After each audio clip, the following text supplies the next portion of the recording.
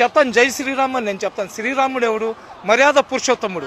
ప్రళయం దాకా తల్లిదండ్రులను ఏ విధంగా గౌరవించాలా, భార్యతో ఏ విధంగా ఇది చేయాలా, అదేవిధంగా రామరాజ్యం అంటే రామరాజ్యంలో కుక్క కూడా ఆకలితో ఉండదు. రామరాజ్యంలో ఇళ్లకు తలుపులు వేయరు, మహిళలకు పూర్తి రక్షణ, తప్పు చేసేవాడే ఉండడు. దాన్ని రామరాజ్యం అంటారు.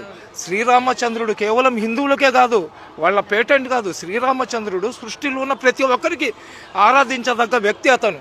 అదేవిధంగా ఎవరైతే మన పరమశివుడు దేవాది దేవుడు అంటారు, శివుడికి దేవాది దేవుడు అంటారు.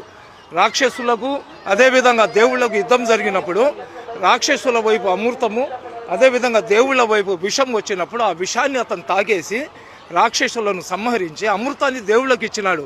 కాబట్టి అతనికి దేవుళ్లకు దేవుడు దేవాది దేవుడు అంటారు. పరమశివుడు కూడా తపస్సు చేస్తాడు. అతను తపస్సు ఎవరికి చేస్తాడు?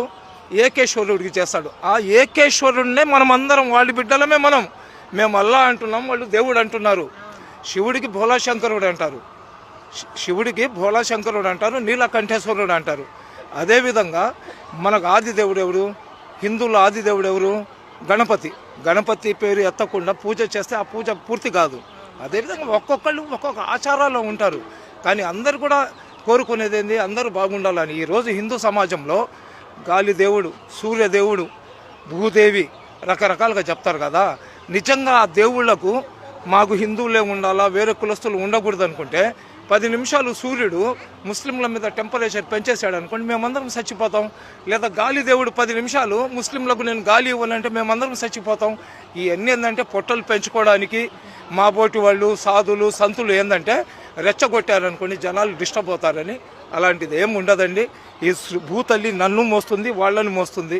చచ్చిపోయిన తర్వాత ఈ మట్టిలో మమ్మల్ని అందరినీ కూడా కలుపుకుంటుంది.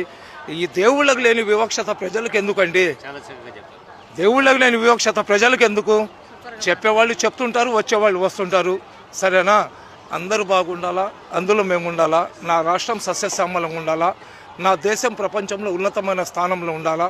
అది ఒక్కటి ప్రతి భారతీయుడు కానీ కోరుకుంటే భారతదేశంలో ఆకలి ఉండదు, భారతదేశంలో నిరుద్యోగులు ఉండరు, భారతదేశంలో కష్టాలు ఉండవు, భారతదేశంలో స్త్రీల గౌరవం ఉంటుంది. ఈరోజు